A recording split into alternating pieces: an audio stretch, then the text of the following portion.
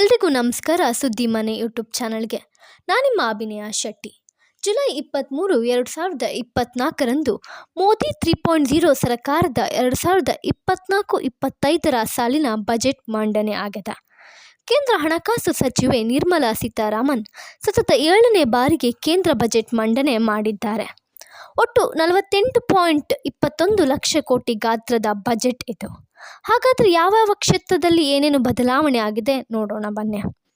ಬಡವರು, ಮಹಿಳೆಯರು, ರೈತರು, ವಿದ್ಯಾರ್ಥಿಗಳು ಹಾಗೂ ಯುವಕರನ್ನು ಗುರಿಯಾಗಿಸಿ ಹಲವು ಯೋಜನೆಗಳನ್ನು ರೂಪಿಸಲಾಗಿದೆ. ಶಿಕ್ಷಣ, ಉದ್ಯೋಗ ಹಾಗೂ ಕೌಶಲ್ಯಾಭಿವೃದ್ಧಿಗೆ 1.48 ಲಕ್ಷ ಕೋಟಿ ಮೀಸಲಿಡಲಾಗಿದೆ. ಇನ್ನು ಕೃಷಿ ಕ್ಷೇತ್ರಕ್ಕೆ 1.52 ಲಕ್ಷ ಕೋಟಿ ರೂಪಾಯಿ ಹಣವನ್ನು ಮೀಸಲಿಡಲಾಗಿದೆ. ದೇಶದ 100 ಜಿಲ್ಲೆಗಳಲ್ಲಿ ಡಿಜಿಟಲ್ ಬೆಳೆ ಸರ್ವೆ ನಡೆಸಲು ಯೋಜನೆ. ಕಿಸಾನ್ ಕ್ರೆಡಿಟ್ ಕಾರ್ಡ್ಗಳನ್ನು 5 ರಾಜ್ಯಗಳಲ್ಲಿ ನೀಡಲು ಕೇಂದ್ರ ಸಿದ್ಧತೆ. ಉದ್ಯೋಗ ಸೃಷ್ಟಿಗೆ ಸರ್ಕಾರ ಪ್ರಾಮುಖ್ಯತೆಯನ್ನು ನೀಡಿದೆ. ಮುದ್ರಾ ಯೋಜನೆಯ ಸಾಲ 10 ಲಕ್ಷ ರೂಪಾಯಿನಿಂದ 20 ಲಕ್ಷ ರೂಪಾಯಿಗೆ ಏರಿಕೆ.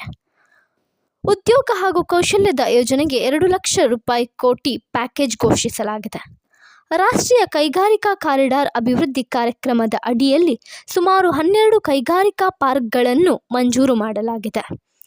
ಶಿಕ್ಷಣ ಕ್ಷೇತ್ರಕ್ಕೆ ಬಂದರೆ, ದೇಶೀಯ ಶಿಕ್ಷಣ ಸಂಸ್ಥೆಗಳಲ್ಲಿ ಉನ್ನತ ಶಿಕ್ಷಣ ಪಡೆಯಲು ವಿದ್ಯಾರ್ಥಿಗಳಿಗೆ 10 ಲಕ್ಷ ರೂಪಾಯಿವರೆಗೆ ಸಾಲ ಸೌಲಭ್ಯ. ಪ್ರತಿ ವರ್ಷ 1 ಲಕ್ಷ ವಿದ್ಯಾರ್ಥಿಗಳಿಗೆ ಸಾಲ ಸೌಲಭ್ಯ.